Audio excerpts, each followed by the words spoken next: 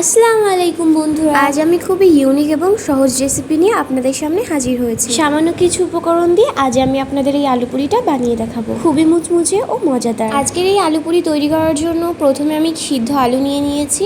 আমি এখানে দুটো বড় সাইজের আলু সিদ্ধ করে নিয়েছি। এবার এই আলুগুলোকে ভালো করে ম্যাশ করে নেব। এইবার এর মধ্যে দিয়ে দিচ্ছি কাঁচা লঙ্কা কুচি, আর দিয়ে দিচ্ছি পেঁয়াজ কুচি, আর কিছু শুকনো লঙ্কা কুচি। ঝালটা আপনারা আপনাদের পরিমাণ বুঝে দিয়ে দিতে পারেন।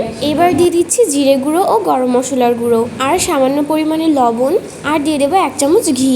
এবার এই সবগুলো উপকরণ একসঙ্গে খুব ভালোভাবে মিশিয়ে নেব। আর এই আলুর পুরটা খেতে যে এত মজা হয়। এবার আমি ডো তৈরি করে নেব। তার জন্য নিয়ে নিয়েছি ময়দা অথবা আটা, দুটোর মধ্যে যে কোনো একটা নিলেই হবে। এবার এর মধ্যে লবণ দিয়ে দিয়েছি, আর দিয়ে দিয়েছি 4 টেবিল চামচ সাদা তেল। এবার খুব ভালোভাবে ময়ান দিয়ে নিতে হবে। এটা মেশাতে মেশাতে এক পর্যায়ে দেখবেন মুঠি বাঁধলে দলা পেকে যাচ্ছে, তখন বুঝে নেবেন এটা রেডি হয়ে গিয়েছে। আর এরপর উষ্ণ গরম পানি দিয়ে এটাকে অল্প অল্প করে মাখতে হবে। একেবারে পানিটা দিয়ে মাখা যাবে না, তাহলে এই ডোটা কিন্তু সেরকম একটা সুন্দর হবে না।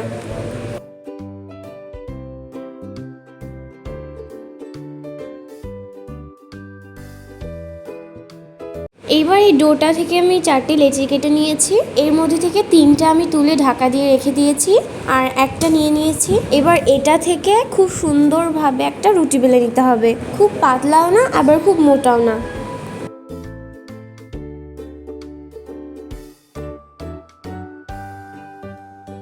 এইবার রুটিটা বেলে নেওয়ার পর আমি একটা গ্লাসের সাহায্যে এগুলোকে কেটে নিচ্ছি।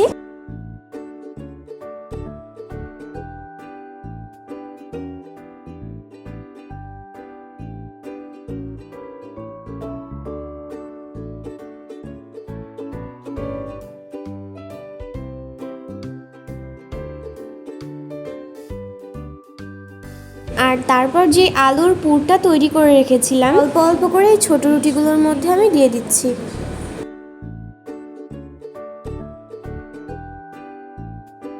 এরপর চারি সাইডে একটু আঙুলের সাহায্যে পানি লাগিয়ে নিচ্ছি। তারপর আমি এর উপরে আরও একটা ছোট রুটি দিয়ে দিচ্ছি। এবার হাতের সাহায্যে আস্তে আস্তে প্রেস করে দিতে হবে। সেমভাবে আমি আরও তৈরি করে দেখাচ্ছি আপনাদের।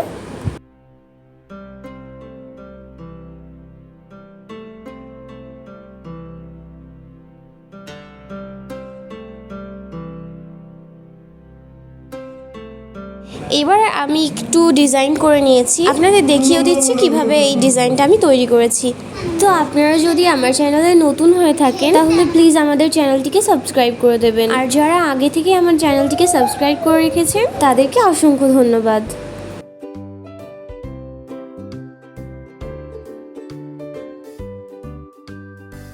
এবার গ্যাসে একটা প্যান বসিয়ে দিয়েছি।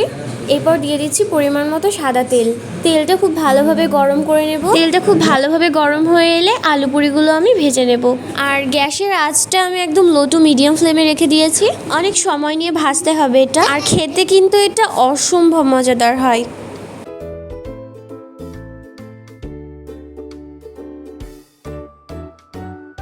আমার এক ব্যাচ ভাজা হয়ে গিয়েছে, আমি আবারও দেখাচ্ছি।